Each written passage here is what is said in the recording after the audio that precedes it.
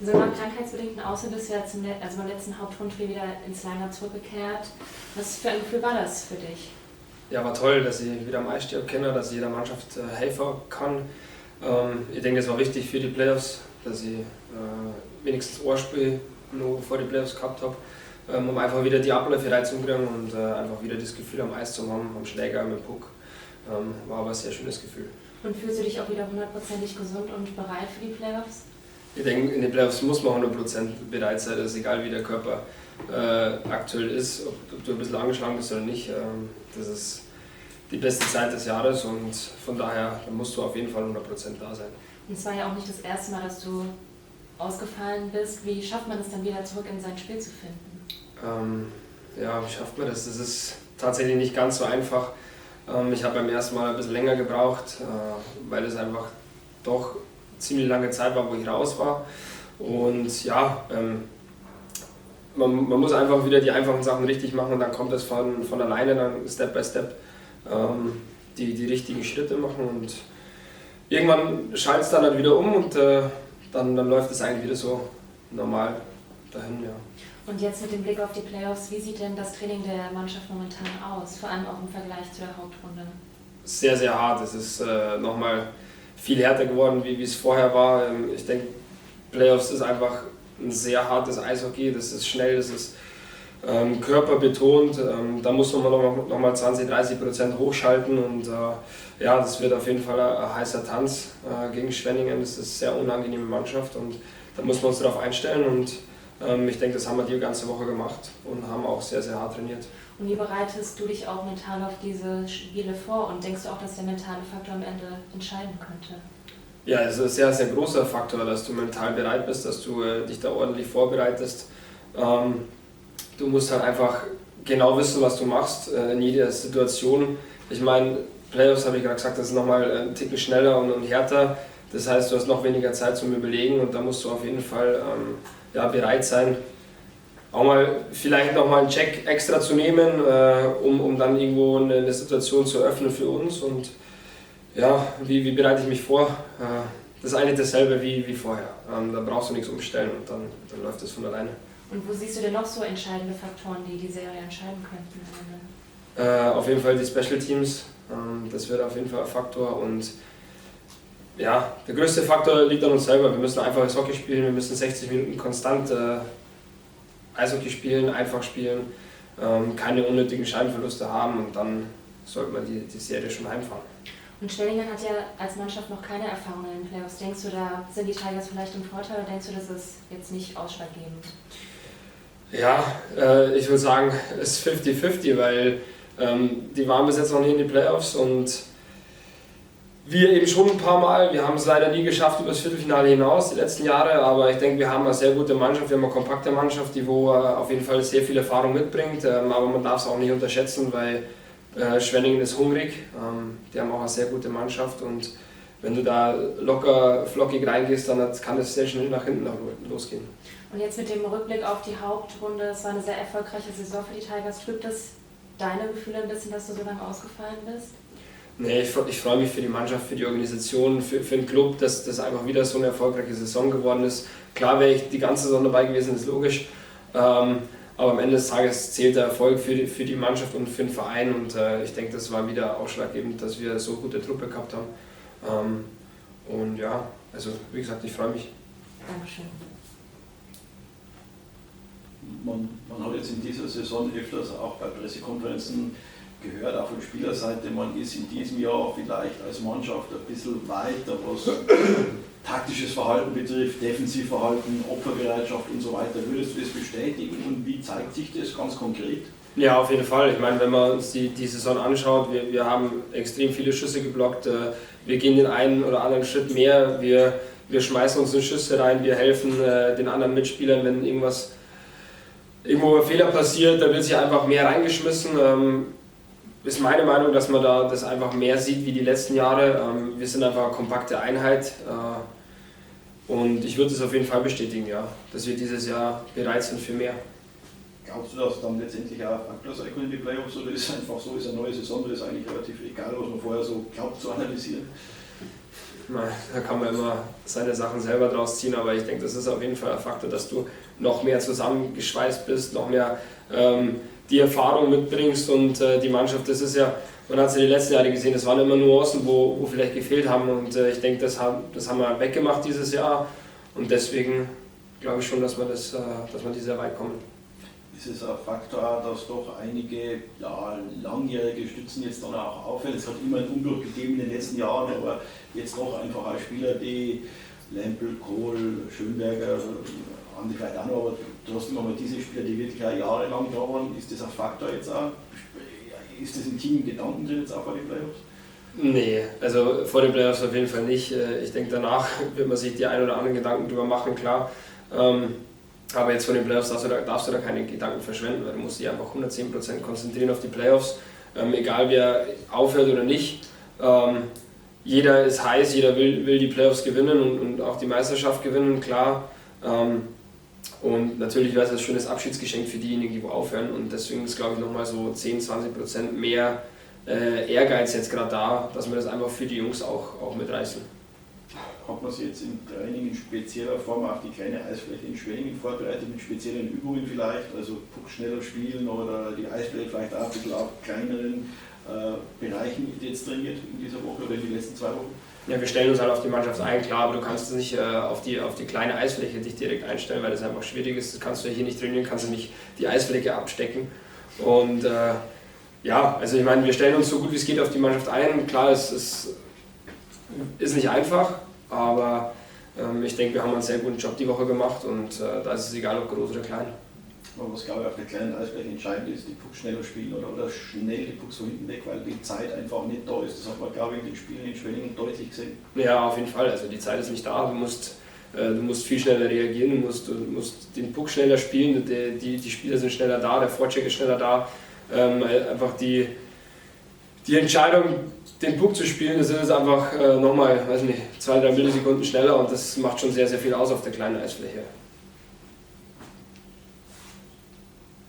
Ganz kurz, ganz persönlich mal, wie ist jetzt diese Playoff-Zeit, das ist eine besondere Zeit im Eishockey beschrieben, wie ist das bei dir persönlich und innerhalb deiner Familie, wie lebt ihr diese Playoffs, deine Kinder, Frau, das ist eine sehr enge Taktung jetzt der Spiele ja. und diese Konzentration, der Fokus auf die harten Spiele, wie schaut das bei euch aus? Wie schaut das aus?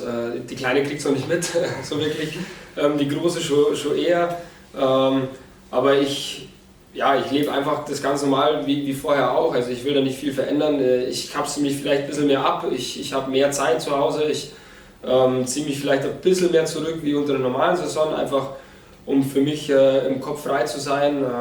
Meine Frau nimmt mir da sehr viel weg, mit den Kindern auch.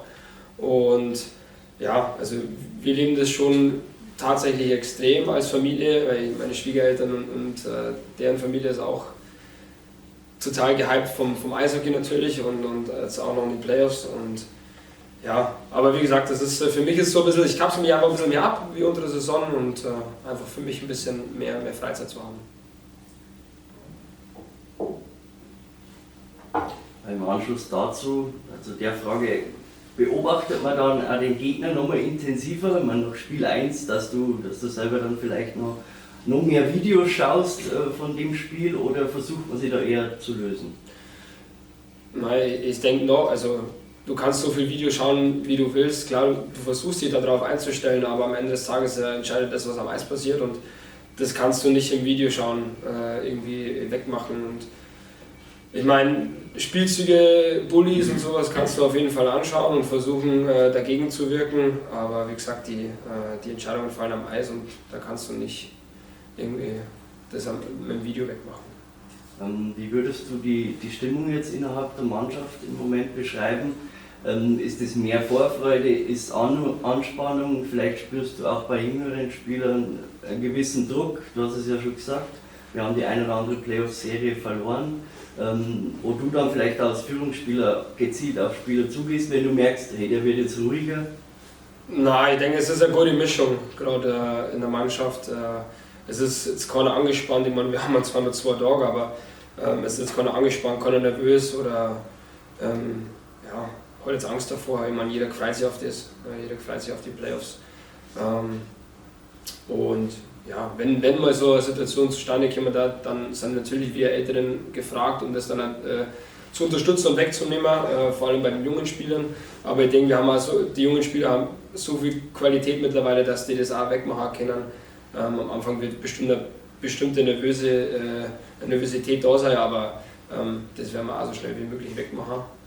Und dann sollte das auf jeden Fall auf ein gutes Eishockey auslaufen. Marcel, noch mal kurz zur kleineren Eisfläche, wenn ihr dann vorher immer kurz aufs Eis geht, in Schwenningen, macht man da selber so ein bisschen so eine Übung als Verteidiger, wo man seine Schussposition sucht, weil der Winkel ist ja dann doch vielleicht ein bisschen anders. Macht man da selber noch irgendwas davor? Ja, keine Eisfläche? Also wir haben ja unser Teamtraining miteinander und danach hat jeder seine 30-40 Minuten individuell und also jeder macht so irgendwas am Eis, wie du sagst, Schussposition oder wie die Pässe sind, wo du laufen musst, wie du die am besten einstellst auf die Eisfläche, das macht jeder dann individuell für sich selber. Yeah, Mike. So you're basically in the middle of an 8-day break between the last regular season game and the first playoff game. Personally, are you happy to get some rest before the playoff, or is it challenging to having to wait that long for the first playoff game after preparing for that all season, and especially in your situation where you had clinched that playoff spot for some time? So is it more a positive or a negative thing? You know what it is, what it is. Obviously there's other games that need to sort themselves out before we can get going with this final 8. So it's given us good time to prepare for Schwenningen. We have an understanding of what they're looking to do tactically and better idea of who their players are, who their line combinations are that bring different things. So yeah, it's been a good opportunity for us to prepare, for us to work hard and get this belief back in this locker room that alright, now it's playoff time, now every game means something, and we don't want to go home for at least 6-7 weeks now. What was your first thought, which came to your mind once it was confirmed that Schwenningen would be the opponent in the first round? Yeah, I think we're excited about it. Obviously the travel is kind of one thing that plays into the situation here in Germany with the 1-1-1-1 situation. So, yeah. You know, the trip isn't too long. I'll take that as a positive. And other than that, it's about ourselves. It's about the belief, the sacrifice that we're willing to have to win these games. That's all it comes down to this time of year, is who wants it more, who's willing to do more for those wins. Both teams are obviously very, very strong at home. With training, as Marcel talked about, a lot of this is attributed to the smaller rink there. So how do you have to adjust to that? Maybe particularly in your role as a forward. Yeah, there's no bad shot on a small rink. And then defensively, you know, you're going to be asked to block more shots because we expect them to throw a lot of pucks on that also. So, you know what, you can't think about it too much, otherwise it's going to be a distraction. So we're going to take care of business at home, that's the plan, and then we got to go there and we got to steal a game there. So if we can do that, we'll win the series. For you as a player who played professionally in North America, do you think it's, even though it's a long time ago, it's still a little bit easier for you than maybe for the German players to play on a small rink, or is it so far back that basically it's a total adjustment for you as well? It definitely was a long time ago. But yeah, I guess I have a little bit more of an understanding of what it's like to play on that smaller rink. I'm a little bit slower, so maybe the smaller rink helps me since I am a little bit older. But you know what, we got a lot of different kinds of players. We got players with speed. We got players who are gonna, you know, get on the forecheck and bang bodies. And you know what, you're gonna need every attribute you got to play on the small rink. It's gonna be quicker. It's gonna be faster. Decisions need to be made faster. And you know what, we're all in this together. We're all gonna help each other out, and we're gonna find a way to make it work and get a win in their rink. You just mentioned it basically comes down to being ready mentally and who wants it more. But apart from that, I mean, you've seen Schwenningen 4 times now this season. You've been in the league for a long time. what do you think has changed for them? If you look at those four games you had against them this year, what changed for them this year? What makes them a better team than in past years this year? Yeah, I would say they have tremendous depth. All four of their lines can play. They got a great D-core. Obviously, they've had a great goalie for several years now in Eriksson. I think that's his name, right? Eriksson. So you know what? We're gonna rely on our depth. That's one of our strengths also. So we're gonna roll four lines, and we're gonna do our best to take to them, to get them on their heels early. Obviously, that's why you try to have home ice, is to get that first and last game at home. And you know, we're worried about one game at a time. And I think we match up well against them. I'm sure they're sitting there saying the same thing. They match up well against us. That's playoffs. There is no easy matchup, but yeah, I mentioned it earlier. It's about that belief. Things aren't always going to go well in playoffs. They're not always going to go to plan and go accordingly, but it's being able to look at every guy in that locker room and knowing that we're all in it together. We're all going to find a way. For you personally, obviously you've had a good regular season, especially the last 10 games. You've been over a point per game. Do you feel like you've already kind of found another gear for the playoffs in that last stretch of the regular season? Yeah, I think as a team and an organization, we've set ourselves up as a good Halpin Day team.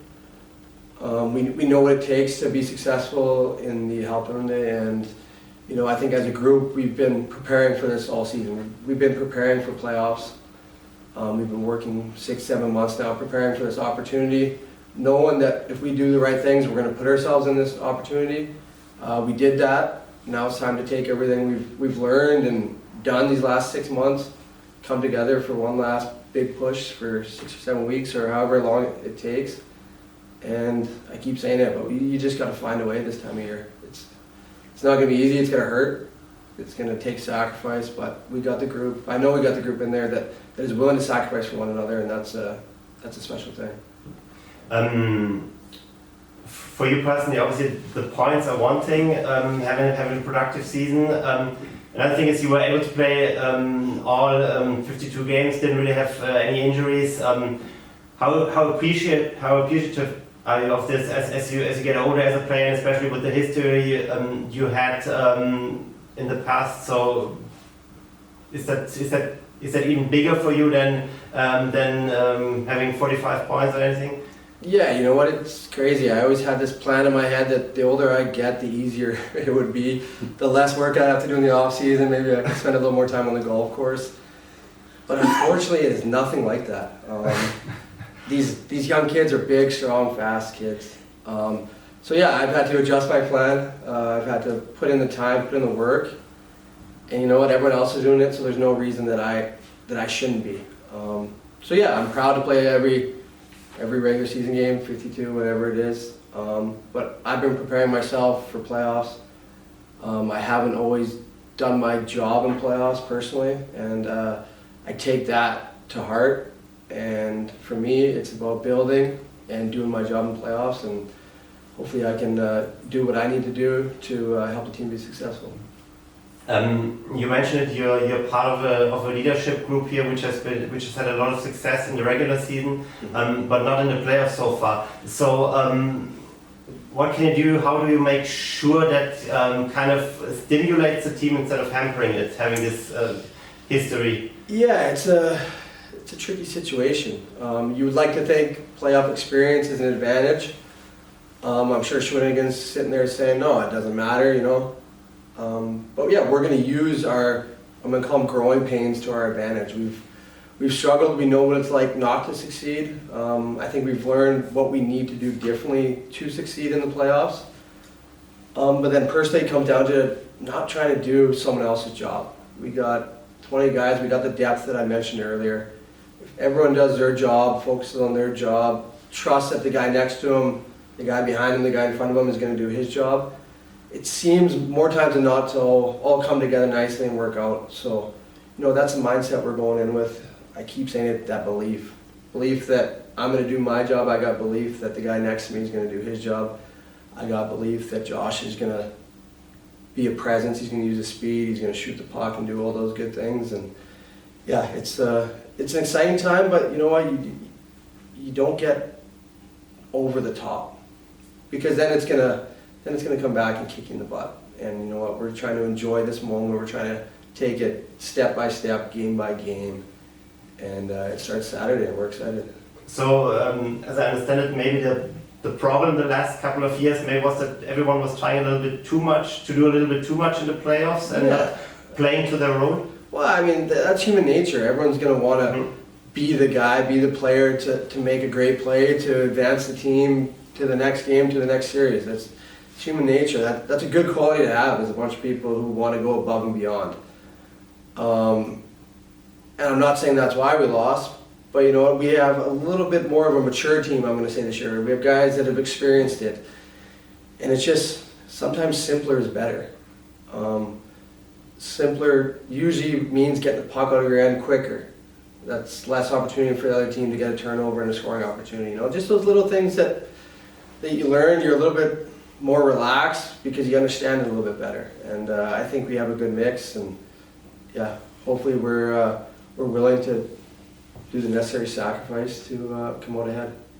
And as a player who's been here for a long time, are you kind of talking to the guys who are maybe new this season about the playoff history here in Straubing and what it would mean to finally win some rounds, or is that something you're not trying to, or which would be kind of to kind of be a burden on them to? So you better not speak about it. So yeah, I'm sure everyone, new guy, old guys, they're aware of the history here, of the want to find this playoff success. But yeah, there's not a lot of talk like that. We're ready to let our actions speak for us. New guy to the team, old guy to the team, young kid, older guy. You know, actions speak louder than words sometimes, and I think that's where we're at as a team and an organization right now. Is let's go on the ice and let our play speak for us. Of course, Sandro it's his last playoffs as a starting player. Benedict Cole is retiring. Cody Lampel is retiring. Those guys you've been teammates with for a long time. So is that a little extra incentive for you personally, wanting these guys to have a successful farewell? Absolutely, you want to send them out the right way.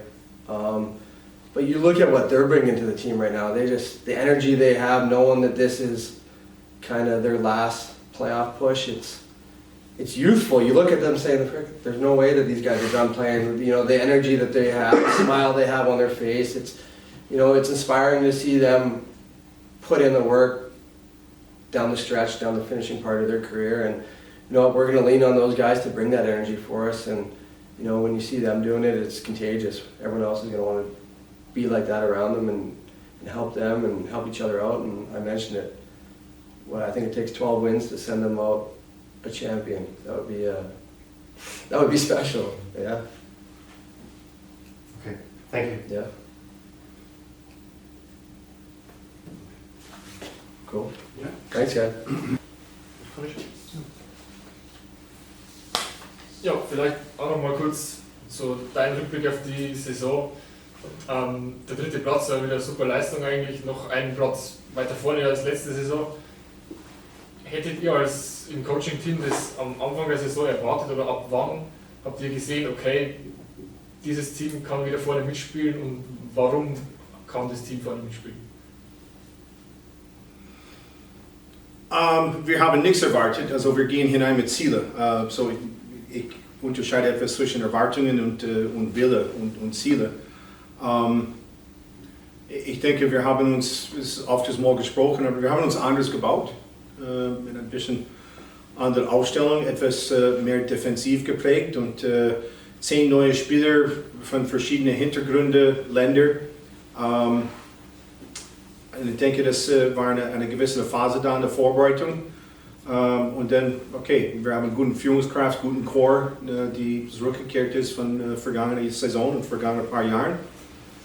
Und ich denke, wir haben uns erlaubt, Zeit zusammenzuwachsen und zu entwickeln und ihren eigenen Ziele, die Stärke, was jeder Spieler bringt zum Team und das innerhalb unserer Philosophie und Struktur auszuleben und auszuspielen mit dementsprechend Herausforderungen und Lernerlebnisse, aber wir haben von diesen Lernerlebnissen gelernt und das ist die Hauptsache. Aber ich denke, es war relativ am Anfang der Saison, wir haben diesen Strecke gehabt, wo wir zu Hause gewonnen haben, dann in Nürnberg, das war ein großes Lernerlebnis und dann ein hervorragendes Spiel gespielt in Wolfsburg, mit dem am Ende kurz in der extra Spielzeit verloren. Aber dann war eine Klick und dann man hat gesehen, mehr Zielstrebigkeit, Entschlossenheit und das ging hinein in Spiele in Berlin und auch 2 Spiele in Mannheim. So ich denke, diese Phase bis zu dem November-Länderpause, ich denke, wir sind alle in die Länderpause hineingetreten mit einem sehr starkes Good Feeling, Team Feeling. Ich glaube im Schnitt, wir haben zwischen 12 und 17 Schüsse blockiert. Die Opferbereitschaft war vorhanden und man hat gesehen, dass jeder gibt sein 100% füreinander und für die Teamziele. Ich denke, dass über die laufende Saison, wie Mike gesagt hat, unser Ziel war immer auf den 53. Spieltag zu vorbereiten. Und wir haben über Kontinuität, kann es nicht sagen auf Deutsch, sorry, aber Konstanz, Consistency. Und das war über die laufende Saison simple, fast, consistent.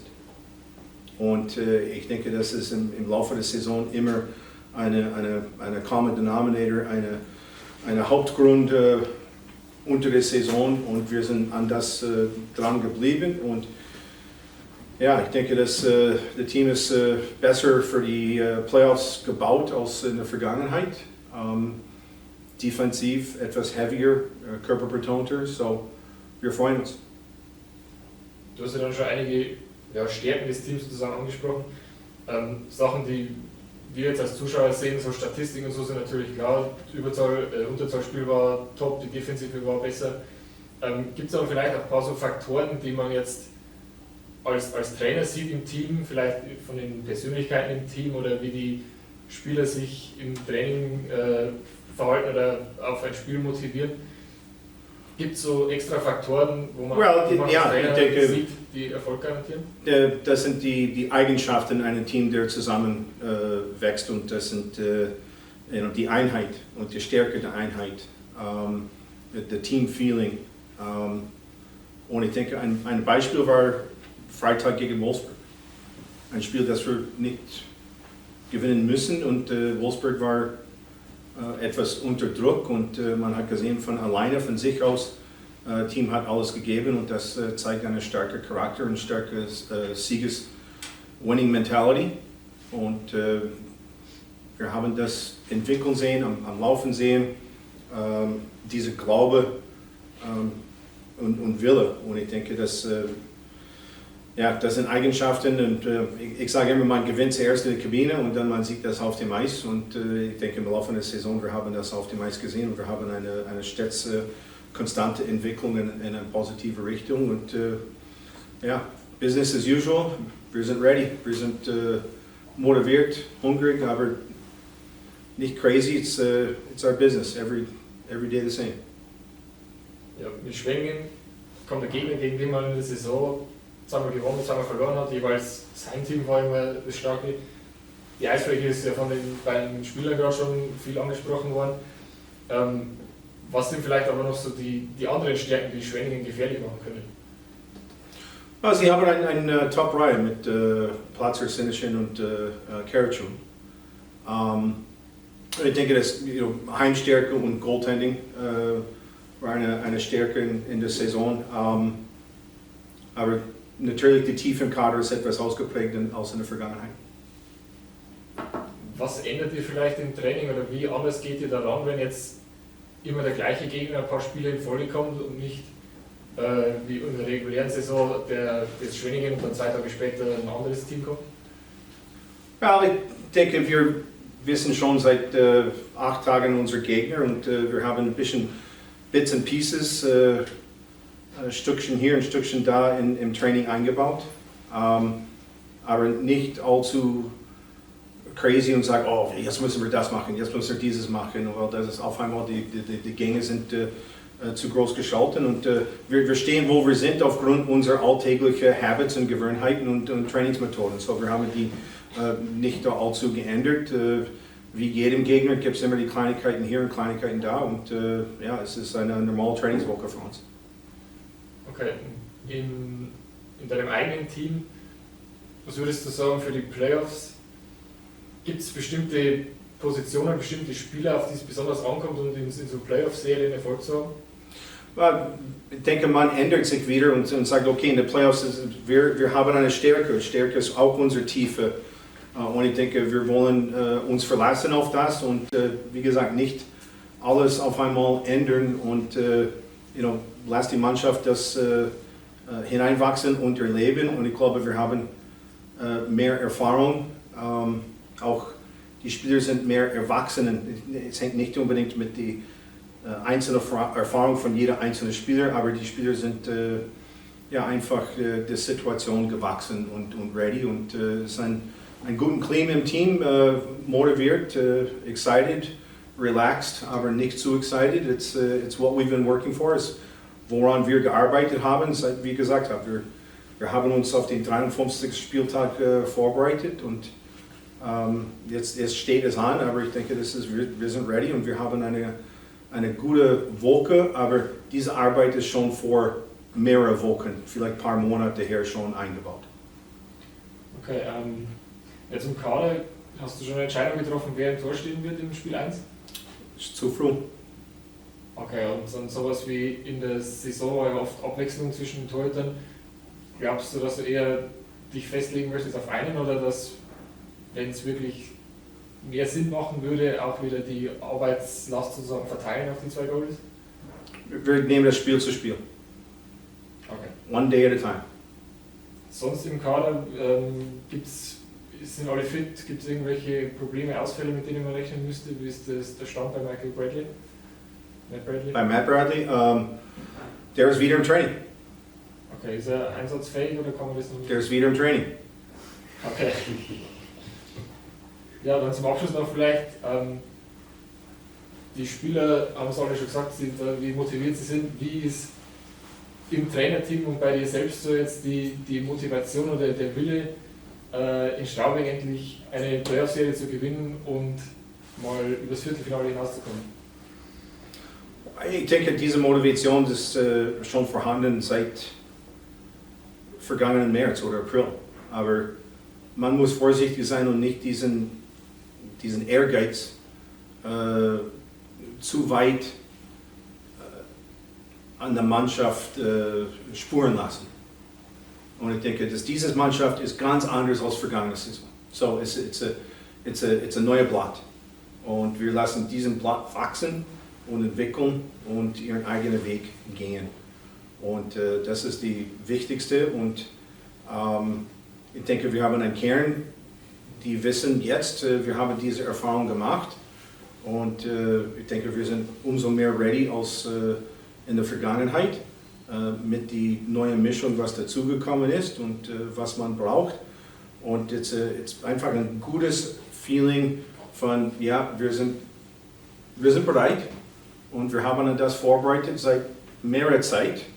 Und die Freude ist da, dass es letztendlich da ist, aber es ist die beste Zeit und wir sollen es genießen und nicht irgendwelche Anspannung oder Druck oder irgendwas. Wir haben alle unsere Ziele, wir sind alle Profis, aber gutes Training, gutes Feeling, Selbstvertrauen, simpel, nicht allzu komplizierte Sachen, okay, jetzt müssen wir das machen, jetzt müssen wir aufpassen auf dieses und aufpassen auf das. Es ist eine Serie. Es ist nicht ein Spiel und wenn das konstant so ist, wir haben bewiesen, dass wir sind eine konstante Mannschaft, wenn wir schnell und simpel spielen. Okay.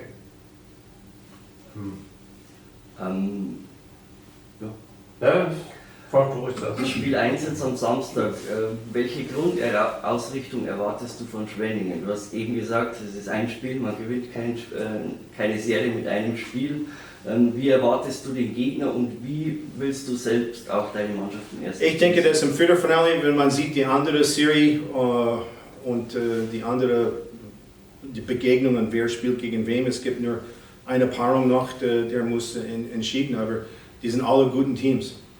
Und ich denke, es ist Zeit, Spielen zu gewinnen und einfach tun, was wir immer gemacht haben und hinein mit dem Selbstvertrauen und dem Glaube und die Zuverlässigkeit und einfach unsere Spielweise weiter fortsetzen.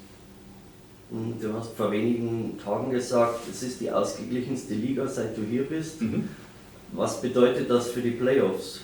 Und warum ist es die ausgeglichenste Liga? Liegt es an den Spielern, liegt es an den Systemen? Oder? Ich denke, die Liga wächst. Und ich denke, dass den Ruf von unserer Liga ist stärker geworden. Und ich denke, dass es liegt an vielen, nicht an einem, aber die Entwicklung von den deutschen Spielern, von den Jungen, sprich spezifisch von uns, von Pokel, von Szymanski, Zimmermann, Klein, ebenfalls Brunhuber. So die Entwicklung ist besser, glaube ich, in der Liga. Ich denke, dass es liegt auch im Managementbereich, dass die Liga wächst und die Entwicklung in die Infrastruktur, Sponsoren und. Das alles kommt zusammen, wo Teams ihre Hausaufgabe gemacht haben und sind vielleicht schlauer geworden mit den Verpflichtungen und den Basis und was man braucht, konstant Erfolg in der DL zu haben. Nochmal zur Torwartposition.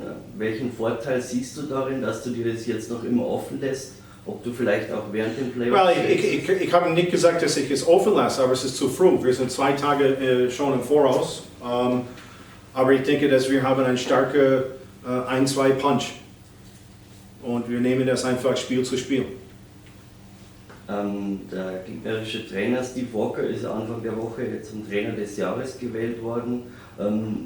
Was macht er aus deiner Sicht sehr gut? Well, er hat ein neues System hineingeführt und das ist praktisch ähnlich zu München und mit Don Jackson. So in der kleinen Eisfläche zu Hause, die haben diesen aggressiven Vorchecking und Pinching mit der Verteidiger.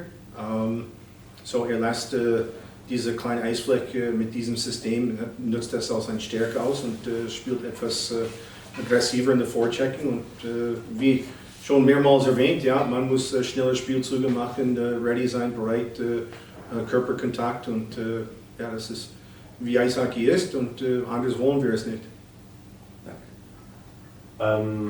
Tom, du hast ja schon mal angedeutet in den letzten Wochen, dass du gar nicht so unglücklich darüber bist, dass ihr auf dem 3. Platz seid und vielleicht nicht auf dem 1. oder 2. Platz. Siehst du dich darin ein Stück weit bestätigt, wenn jetzt zum Beispiel eine Mannschaft wie Mannheim vielleicht mit neuem Selbstvertrauen ins Viertelfinale geht? Also ist es wirklich vielleicht, gehst du lieber aus diesem sozusagen Level Playing Field? Well, it's a level playing field, Nummer 1. Aber ich denke, mit diesen Plätzen 1, 2, dass die Erwartungen sind so dementsprechend höher als sonst. Und obwohl man 1. oder 2. Platz hat, man hat trotzdem Gegner, die auf Augenhöhe sind. Und deswegen mit diesem 1. und 2. Platz, man hat diese Pause, man hat 2 mögliche Gegner, vielleicht nicht so lange eine Möglichkeit, diese Pre-Scouting zu machen, aber ich denke ebenfalls diese Steigerung und diesen Erwartungen, was die ganze Saison da sind letztendlich da und diese Ausgeglichenheit in der Liga auf einmal kommt vor und die beiden werden sehr starke erste Runden Gegner haben und es ist nicht wie vielleicht früher in der Vergangenheit, wo man sagt, okay, abgehakt, die kommen weiter. Es ist alles offen. Mike hat ja eben angesprochen, dass vielleicht in den letzten Jahren in den Playoffs ein Problem war, dass vielleicht manche Spieler in den Playoffs ein bisschen zu viel wollten, bisschen übermotiviert waren, vielleicht ein bisschen, anstatt sich auf ihre Rolle zu fokussieren. Muss man sich als Trainer auch ein bisschen bremsen in den Playoffs? Sprich, kann man auch overcoachen? Muss man da aufpassen? Oder? Ja. Also ist für dich auch eine Herausforderung, dass man da in den Playoffs sozusagen nicht zu viel versucht, von Spiel zu Spiel anzupassen? Ich würde nicht so sagen, dass man muss aufpassen. Aber ich denke, dass wir haben ein starkes Fundament aufgebaut, dass wir setzen einfach unsere Arbeit weiter. Und wir tun, was wir tun und let's keep it going.